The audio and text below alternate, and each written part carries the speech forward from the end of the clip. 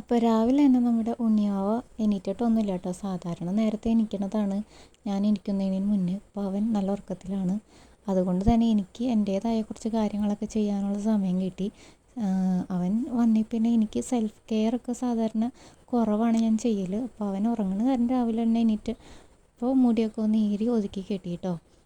അപ്പോൾ അവൻ നല്ല ഉറക്കത്തിലാണ്. അപ്പം ഞാൻ അവൻ്റെ കൈ പിടിച്ച് നോക്കിയപ്പോഴാണ് അവൻ്റെ നഖം വീണ്ടും വളർന്നു വന്നിട്ടുണ്ട്. ഞാനിപ്പോൾ ഇന്ന് വെട്ടിയ വീണ്ടും 2 ദിവസം കഴിയുമ്പോഴത്തേനും ഇത്രയും നഖം തന്നെ അടുത്ത ദിവസത്തിന് വീണ്ടും വളർന്നിട്ടുണ്ടാവും. പെട്ടെന്നാണ് ഈ നഖമൊക്കെ വളരണത്.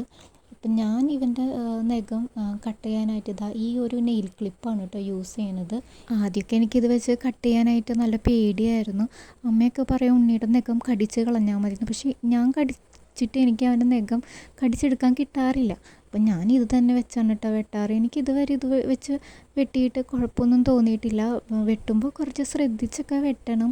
ഉണ്ണിയുടെ കൈ ആയതുകൊണ്ട് അവന് വേദനിക്കുമല്ലോ, അവന് കൈമെങ്ങാനും തട്ടിയല്ലോ. അതുകൊണ്ട് നല്ല ശ്രദ്ധയോട് കൂടി തന്നെയാണ് ഞാനിത് ഉപയോഗിച്ച് വെട്ടിക്കൊടുക്കാറ്. ഇത് അപ്പോൾ 100 റുപ്പീസിന് താഴെ നിന്നാണ് ഇതിൻ്റെ പ്രൈസ്. ഞാനിത് ഫസ്റ്റ് ക്രൈയിൽ നിന്നാണ് കേട്ടോ വാങ്ങിയത്.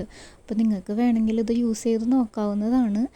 ഞാനങ്ങനെ എല്ലാവരും റെക്കമെൻഡ് ചെയ്യല്ല, പക്ഷേ എനിക്കിത് വെച്ച് വെട്ടിയിട്ട് വലിയ കുഴപ്പമൊന്നുമില്ല കേട്ടോ.